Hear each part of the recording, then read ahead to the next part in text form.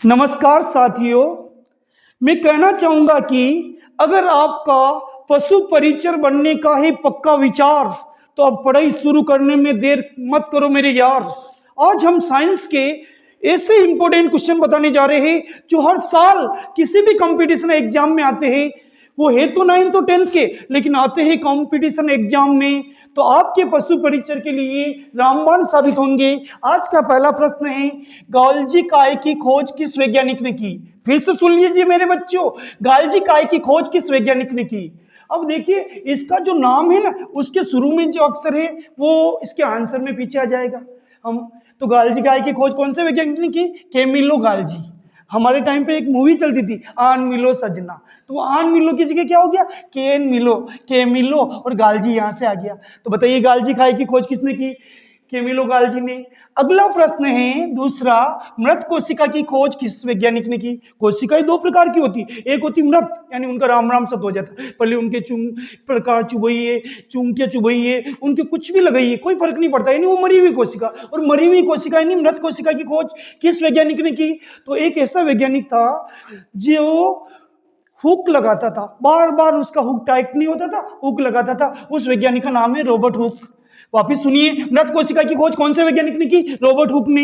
बार बार उसका हुक निकल जाता था, टूट जाता था, वो हुक लगाता था, और उसने ये नाम से ही उसकी कोशिका की खोज का नाम पड़ गया कि मृत कोशिका की खोज रॉबर्ट हुक ने की। कभी कभी ये प्रश्न घुमा फिरा के आता है कि मृत कोशिका की खोज किस सन में हुई? तो सन में नहीं, कोष्टक में लिखा है 1665 में। तो दोनों एक प्रश्न में एक तीर से दो शिकार हो गए कि मृत कोशिका की खोज कौन से वैज्ञानिक ने की? रॉबर्ट हुक ने। और कौन से सन में की? 1665 में। आज का अगला प्रश्न है, जीवित कोशिका की खोज किस वैज्ञानिक ने की? और आप भी जीवित हो तो डेली मेरे वीडियो देखिए, आपको मजा आएगा और आप पशु परिचर बनोगे ना, याद करोगे मुझे। जीवित कोशिका यानी ऐसी कोशिका जो जीवित है, जैसे मैंने मेरे हाथ पे इसका मतलब ये मेरी त्वचा कोशिका जीवित है, मानव शरीर कोशिकाओं से बना है। तो जीवित कोशिका की खोज ल्यूवेनहॉक ने की। फिर से सुनो, ल्यूवेनहॉक। वैज्ञानिकों के नाम थोड़े अटपटे होते हैं, लेकिन बार बार पढ़ने पर पक्के याद हो जाते हैं।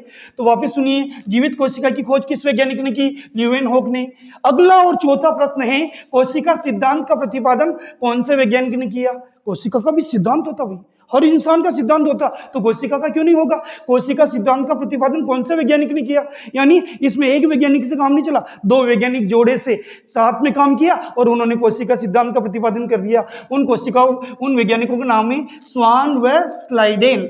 स्वान संस्कृत में कुत्ते को कहते हैं, लेकिन यहाँ वैज्ञानिक का नाम है, आप गलत मत सोचना।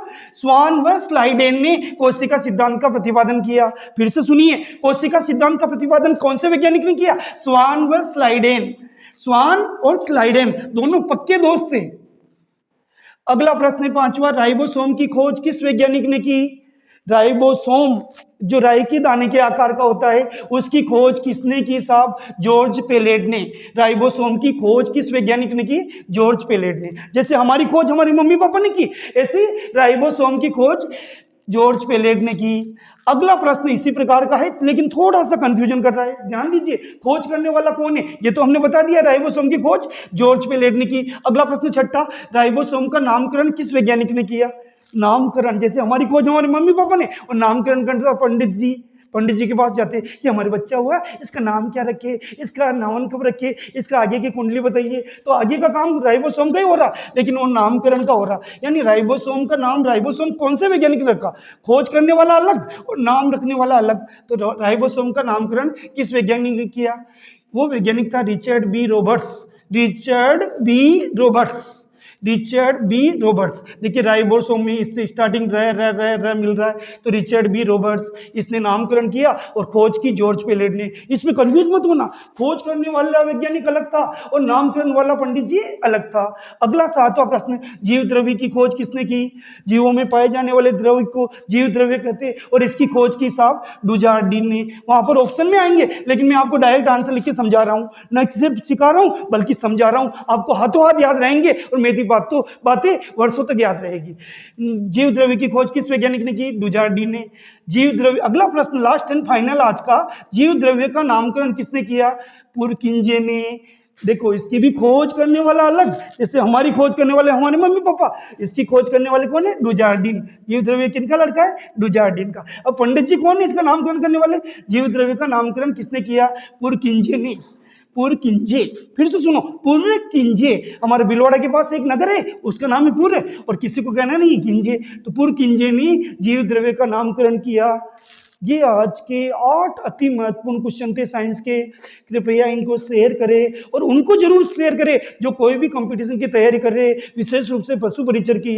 वीडियो को लाइक करें, कमेंट करें, और आप अगर हमारे वीडियो को डेली देखना चाहते हैं, हमारे चैनल पर नए हैं तो सब्सक्राइब करें। हम आपसे वादा करते हैं कि हम आपको विद्वान बनाएंगे, सरकारी नौकरी पाने में आपका सहयोग करेंगे। धन्यवाद।